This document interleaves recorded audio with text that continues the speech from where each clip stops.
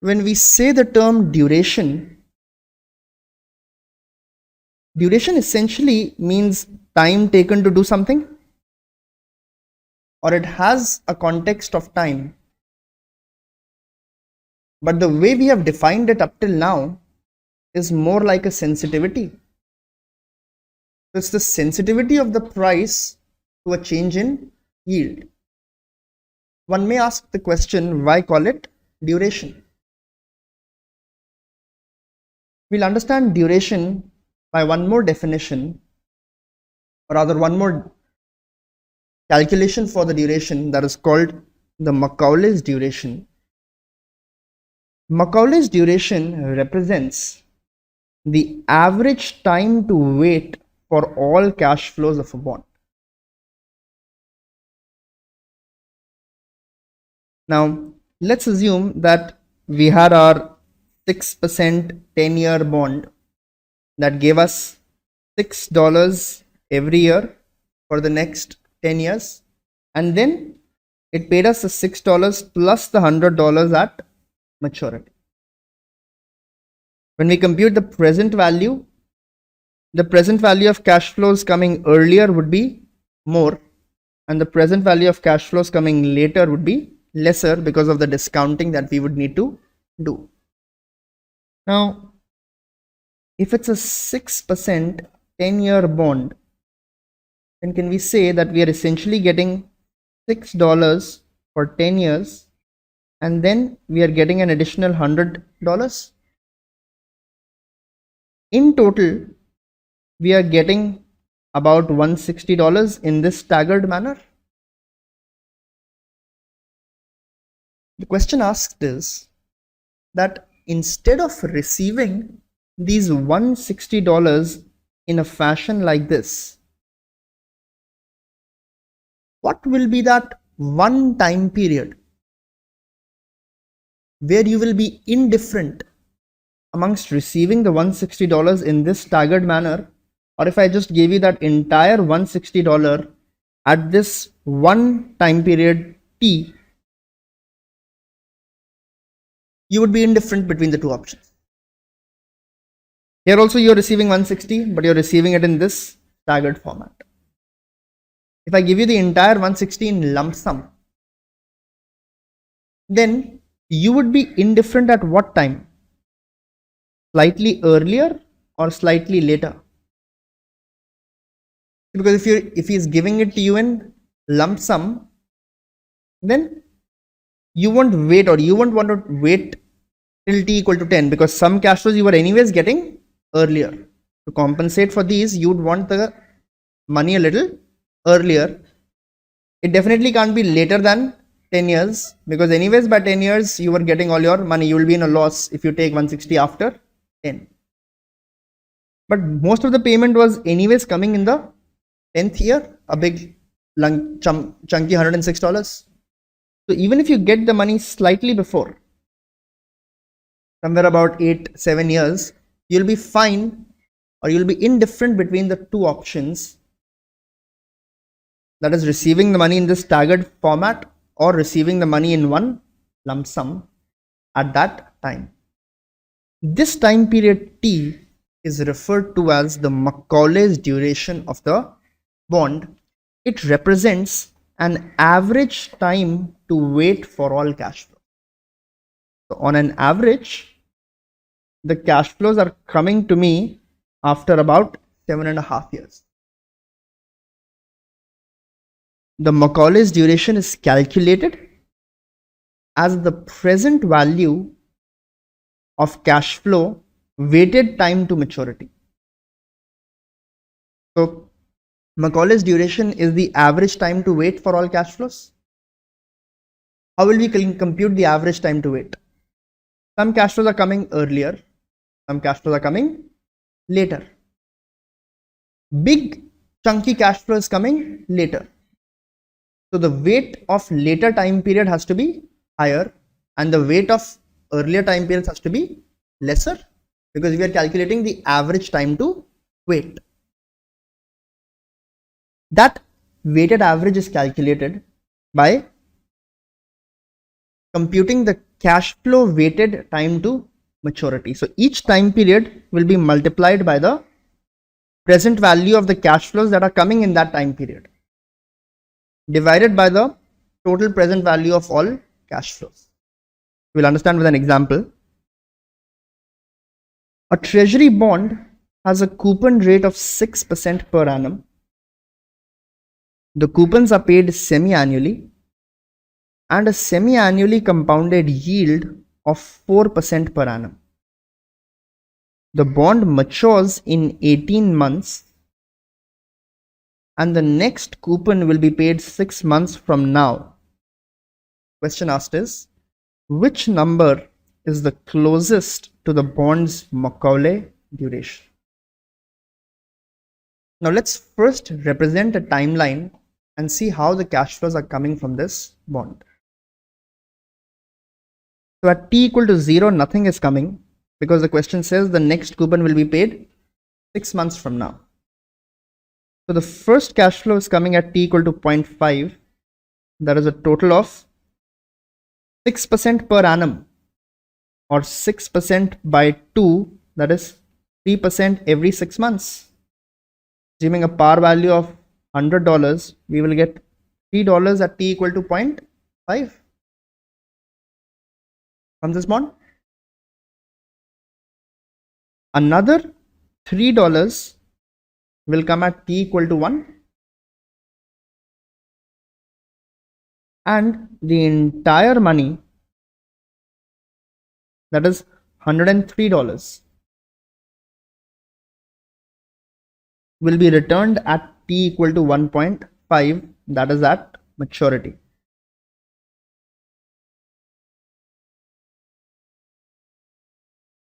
$18 months from now, that is 1.5 years, the entire cash flows are being returned.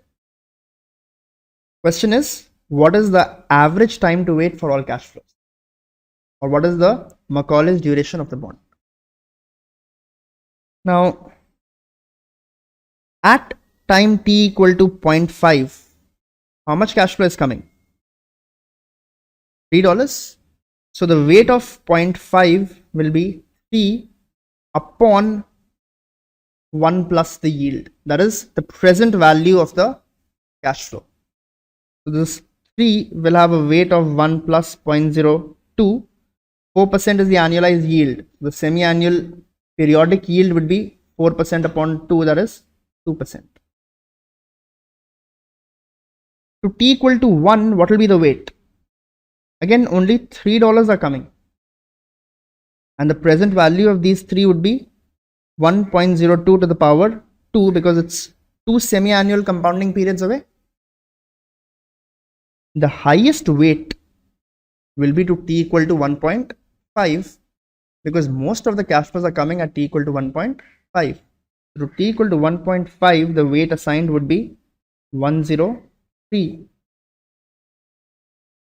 And this is coming 3 periods later, so it will be discounted back by 1.02 to the power 3. Divided by the sum of all weights, that will be 3 upon 1 plus 0.02 plus 3 upon 1.02 to the power 2 plus 103 upon 1.02 to the power 3. Remember, Macaulay's duration is the present value of cash flow weighted time to maturity of a bond. That is on an average, when is the cash flow coming back? On an average, it is coming somewhere close to 1.5, you see. So biggest weight is to the time period 1.5. Please do the calculation on your own time, and please verify that the Macaulay's duration of the bond will come out to be about 1.457 years. That is on an average. In about 1.45 years, we are getting our money back. Some money is coming right away, that is coming in 6 months and 1 year, but most of the money is coming in 1.5 years. So on an average, the money is coming back in 1.457 years. So this is the definition of Macaulay's duration. And even though calculated very differently. In the same question, if we were asked to calculate the modified duration, what would we have done? Compute the price of the bond, change the yield by 1% positive, change the yield by 1% negative, and then apply our formula P minus minus P plus upon 2 into P naught into delta Y. If we were asked to calculate the modified duration, if we are asked to calculate the Macaulay's duration, then we would have done the weighted average time period calculation like this. Even though modified duration and Macaulay's duration are calculated very differently, the answer comes out to be pretty much exactly the same. It can be proved. It can be easily proved. However, please note the proof is not there in the curriculum.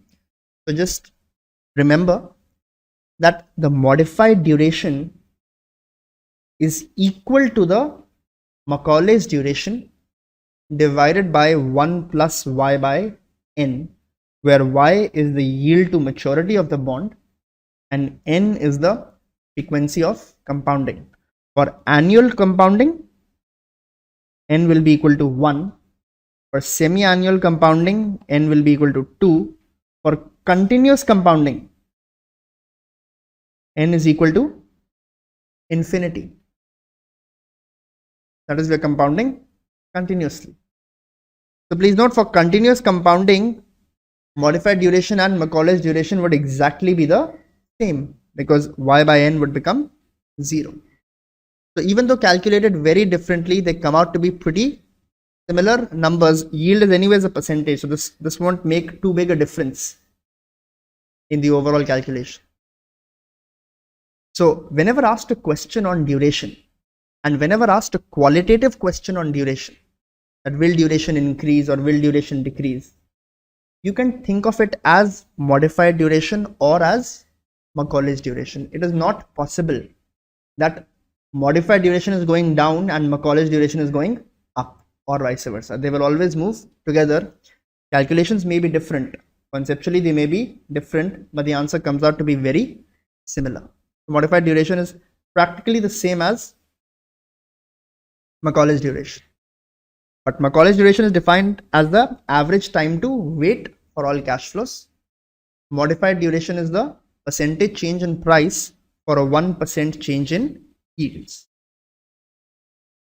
So consider a 2-year 6% semi-annual bond currently yielding 5.2% on a bond equivalent basis. If the Macaulay duration of the bond is 1.92 years, if the Macaulay duration of the bond is 1.92 years, its modified duration is close to, formula is right there at your disposal. So modified duration is the same as the Macaulay's duration upon 1 plus Y by N. Modified duration is given to be, needs to be calculated. Modified duration needs to be calculated. Macaulay's duration is given to be 1.92. The yield is given to be 5.2%. It will be 1 plus 0.052. And it's a semi-annual bond, so we will assume semi-annual compounding, that is N is equal to 2. So it will be 1.92 divided by 1.026. 1.92 divided by 1.026. That is 1.87. Now let's try to understand what are the factors that affect the duration of a bond. So how is duration linked to the various characteristics? We will first see how duration is dependent on the coupon rate. So if the coupon rate goes up, all else remaining the same. So all else remaining the same, just the coupon rate of the bond goes up from 6% to, let's say, 10%. What will happen to the duration of the bond? In this case, it is easier to think of duration as the average time to wait. So what will happen to the average time to wait if I increase the coupon? The 100 remains the same, that is the par value, but now more cash flows are coming upfronted because the coupon has increased. So the average time to wait will reduce if I give higher coupons or if I pay more money up front. So for the same time to maturity, for a 10-year maturity bond, as I increase the coupon rate, the duration of the bond will come down. For a 5-year maturity also, maturity remains the same, but as the coupon rate increases, that's the x-axis, the duration of the bond comes down as the average time to wait will come down since more cash flows have been upfronted. All else remaining the same, if I increase the time to maturity, what will happen?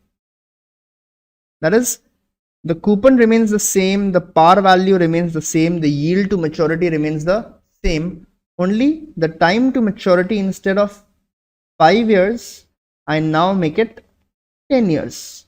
What will happen to the duration of the bond? Pretty straightforward. It will increase because the average time to wait will now get extended from 4 point something to probably 8 or 9 as I've increased the duration, or as I've increased the time to maturity from 5 to 10. So again, better to think it as Macaulay's duration, that is the average time to wait. The average time to wait will go up. So duration is positively linked to maturity and is proportional to maturity. So as maturity goes up, the duration goes up. However, please understand that time to maturity can be infinity also. These bonds are called perpetuities. So they give us a fixed cash flow until maturity. They give us a fixed cash flow till infinity. The present value of this bond, as we studied in time value of money, would be the cash flow divided by the yield to maturity. This will be the price of a perpetuity, a bond that gives us a fixed cash flow till infinity. Even if the time to maturity of the bond may be infinity, please remember the duration of the bond is not infinity, or the average time to wait is not infinity.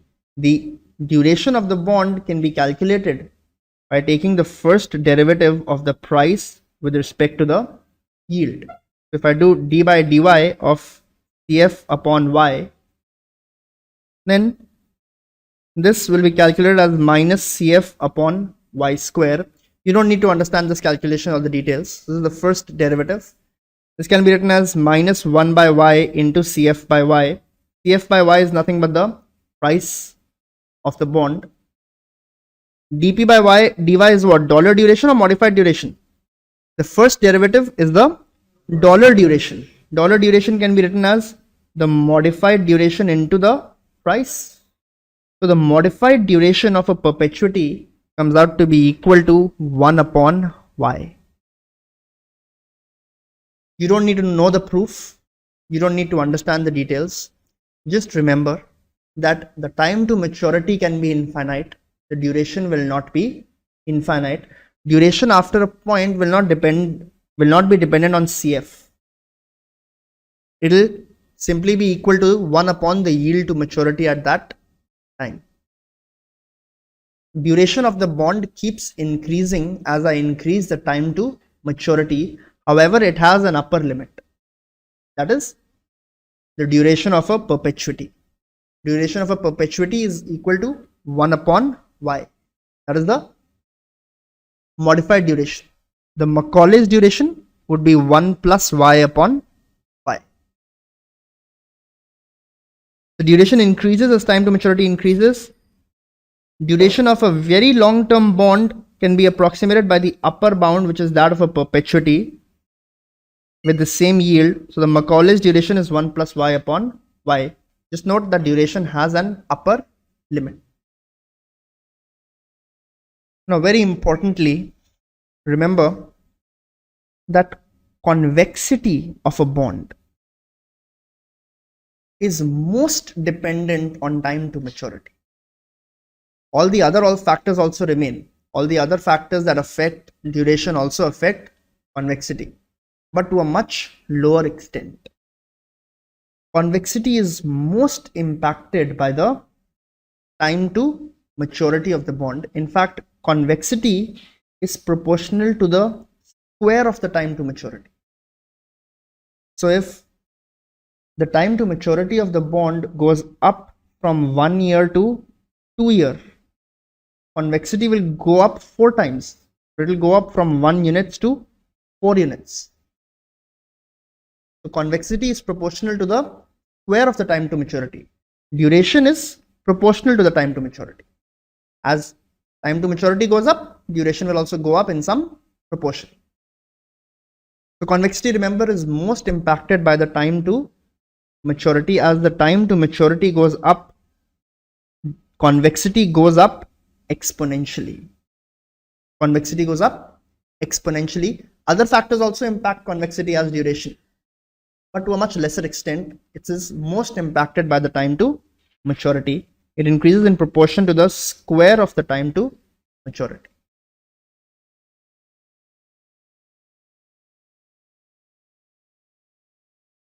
A and B are two perpetual bonds. That is, their maturities are infinite. A has a coupon of 4% and B has a coupon of 8%. Assuming that both are trading at the same yield to maturity of both perpetuities is the same, what can be said about the duration of these bonds? The duration of A is greater than the duration of B. The duration of A is lesser than the duration of B. A has a lower coupon and B has a higher coupon. Or do A and B both have the same duration, or is it none of the above? So the first statement said that A and B are two perpetual bonds. Remember, if they are perpetual bonds, then the duration doesn't depend on the cash flow. A perpetual bond means it has infinite time to maturity. And we said duration is not infinite. Duration is capped by an upper bound that is equal to 1 upon the yield. And it is given that the yield to maturity of both bonds is the same. The duration of both A and B is the same. If they had a finite maturity, rather if they had the same maturity, if they were both 10-year bonds, then B would have had a lesser duration because more coupon. So cash flows are coming faster. A would have had a greater duration because of less coupon. So cash flows are coming later. Since they are perpetual bonds, duration is not dependent on cash flow. It is only dependent on the yield to maturity. Okay, I could have proven that also, guys, but you don't need to know the calculus and derivatives. It will not be asked. Let's do one more. A manager wants to swap a bond for a bond with the same price but higher duration.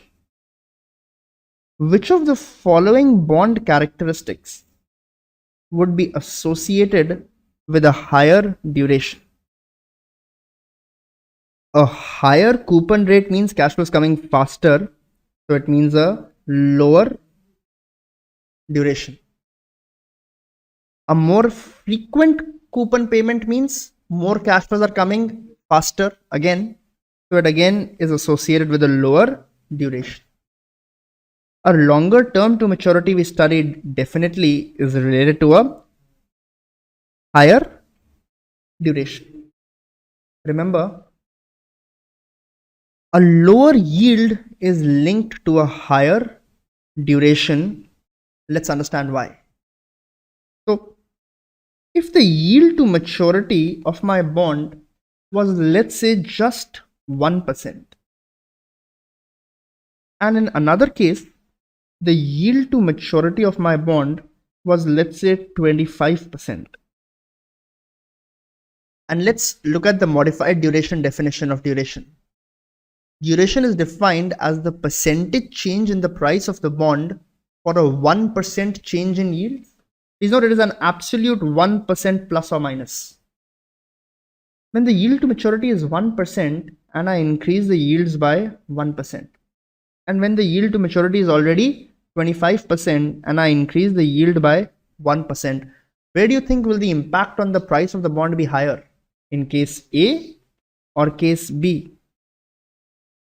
A, because you're practically doubling the yields.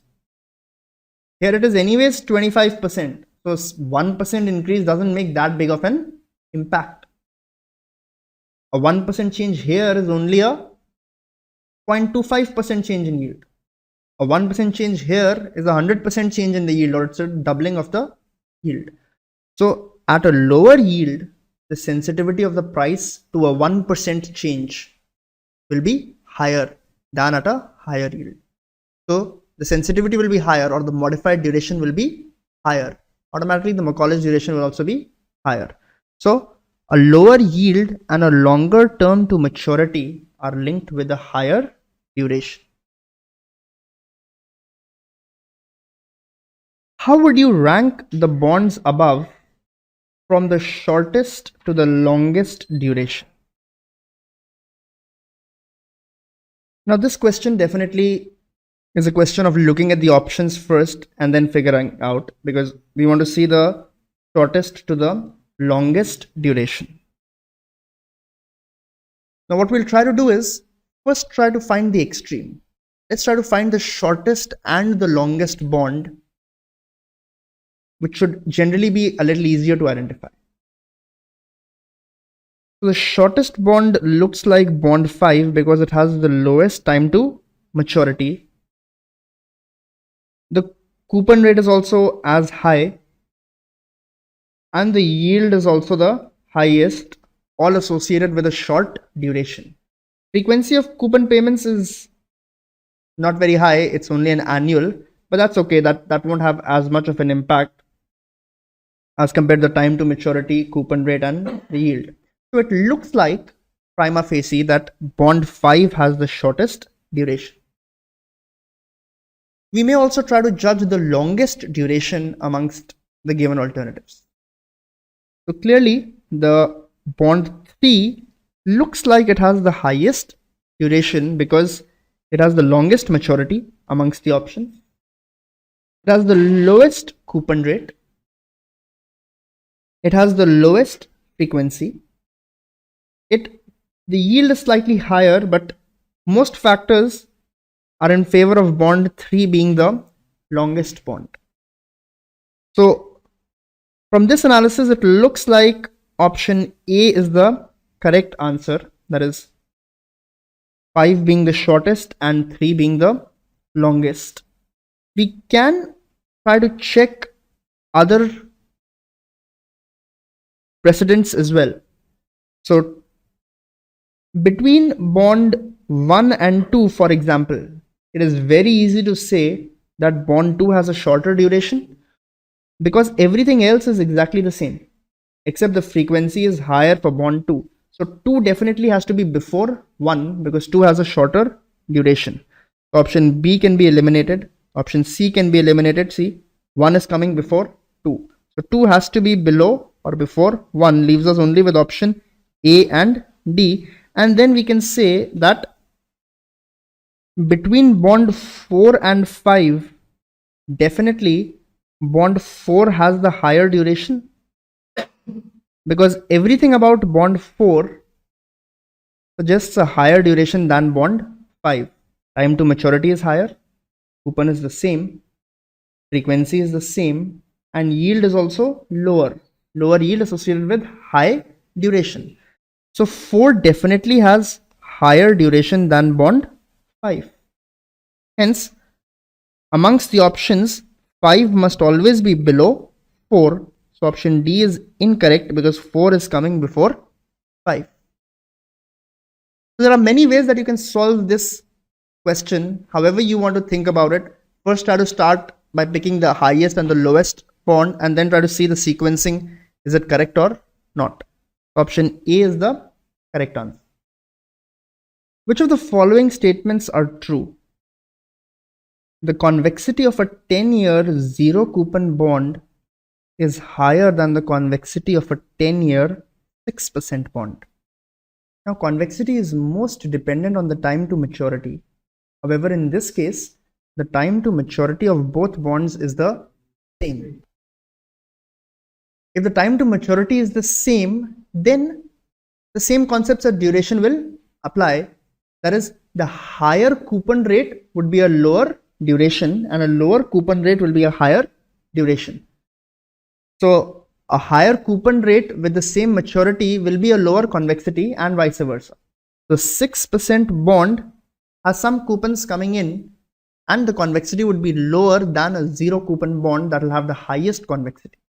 So the convexity of a 10-year zero coupon bond is actually higher than the convexity of a 6% bond. So statement 1 is correct.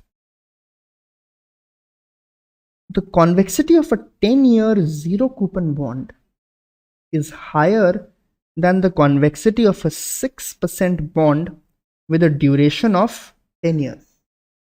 Now please note, if a bond which pays you a 6% coupon has a duration equal to 10 years, then what would its time to maturity be? Would it be higher than 10 years or lower than 10 years?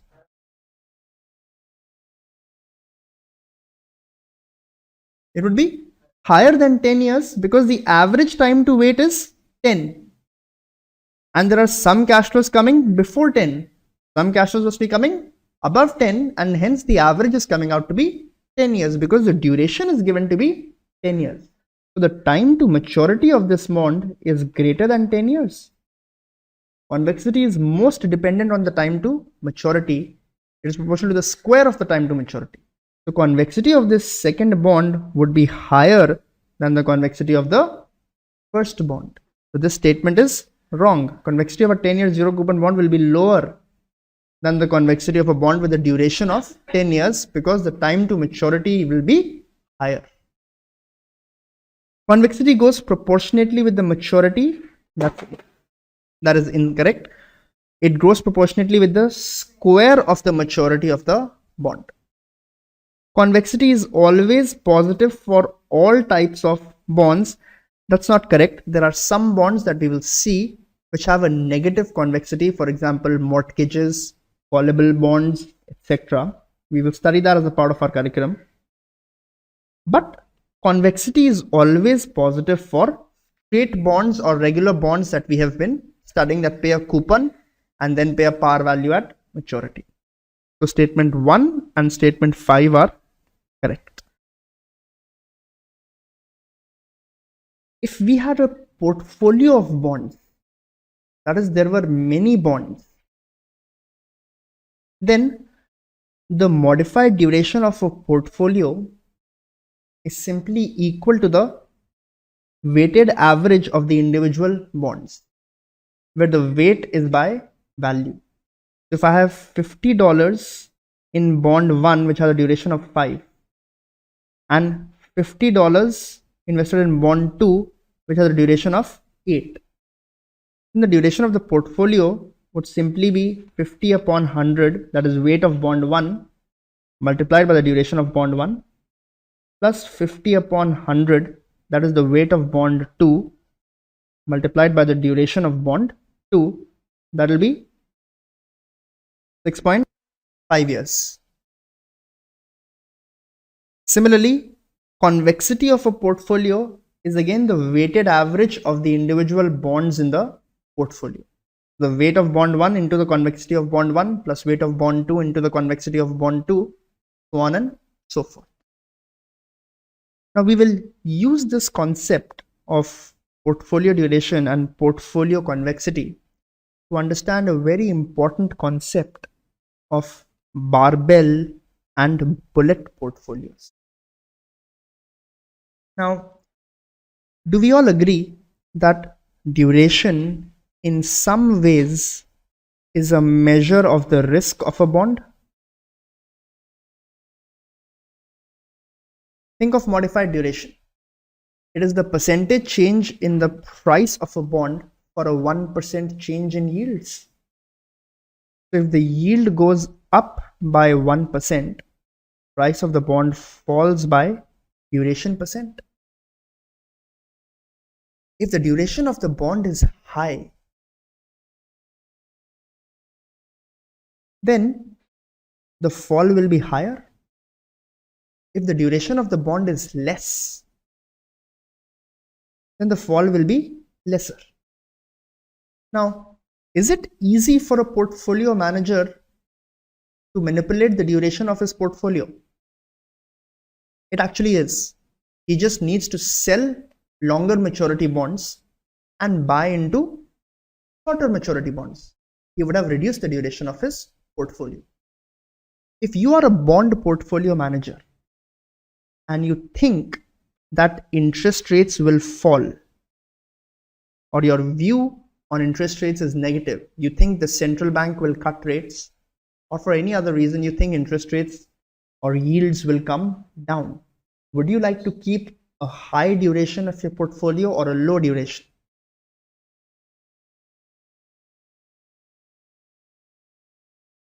When interest rates fall, the value of a bond goes up. It goes up to what extent? To the extent of the duration of the bond. That is the definition of duration. So if I feel interest rates will fall, that means the value of my bond will go up. The more the duration I keep, the more up the value of the bond will go.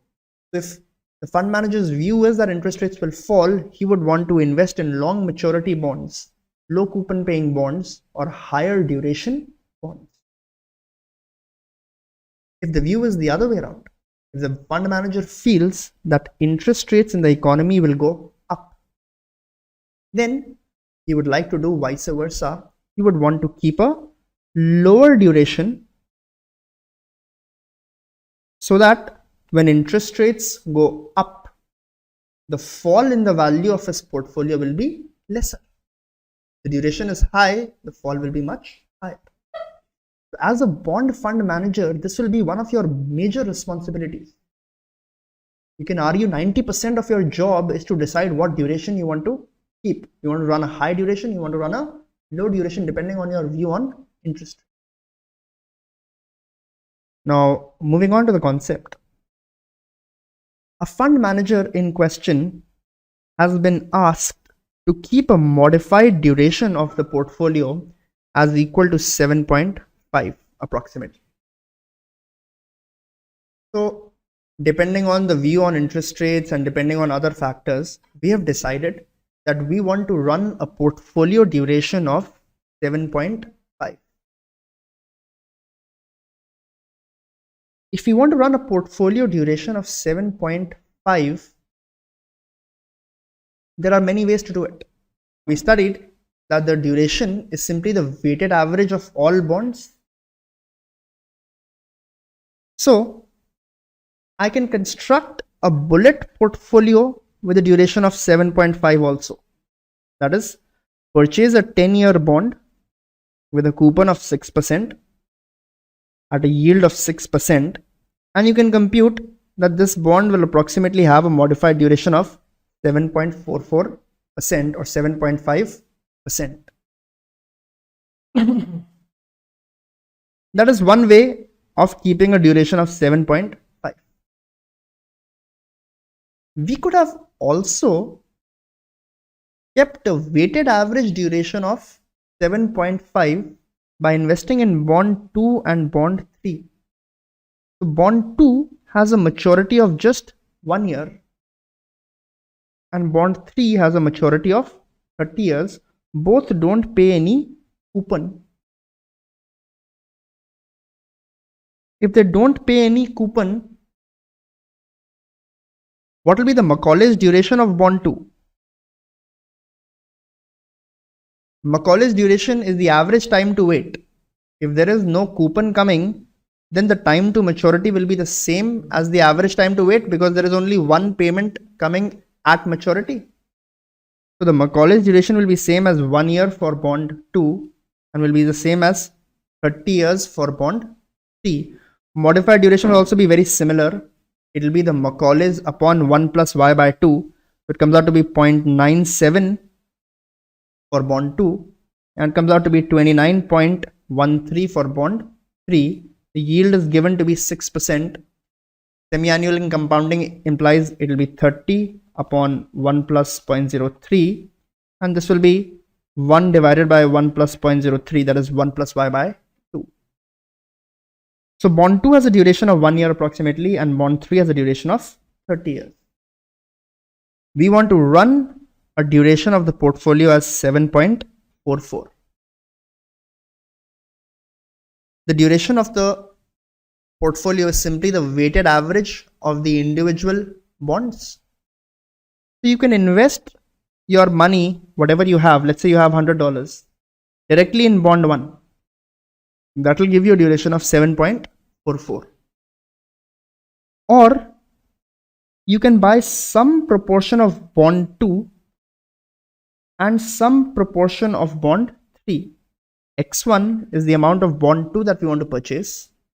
X2 is the amount of bond 3 that we want to purchase, such that the weighted average duration comes out to be again 7.44. Or we can say the dollar duration of the first portfolio is 7.44 into 100. The dollar duration of bond 2 would be 94.26, that is the price, multiplied by the duration, that is 0.97, and X1 is the number of bond 2 that we are purchasing.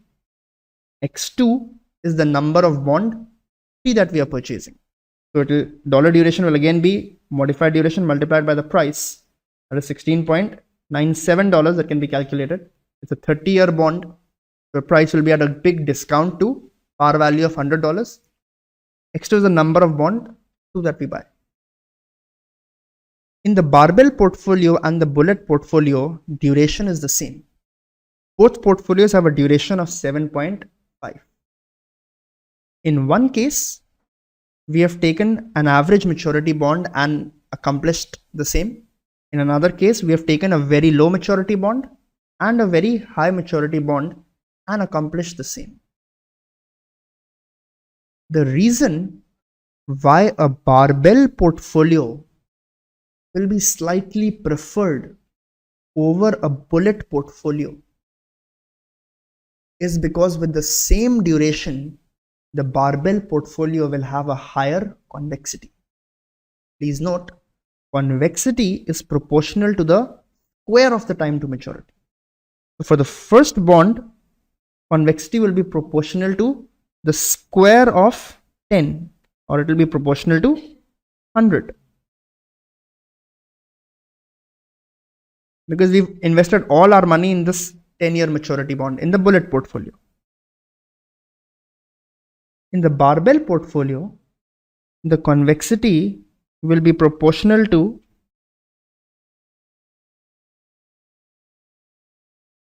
we want a duration of 7.5 approximately. So let's say about 25% we invest in bond 3 and 75% we invest in bond 2, for example. So 25% of my portfolio will be proportional to 30 square, the convexity, and 75% of the portfolio will be proportional to 1 square, that is in bond 2. The reason I took 25 and 75 is because 25% of 30 is approximately 7.5 plus 1 will be approximately 8.5. So it will again give you the same average maturity around 7.5.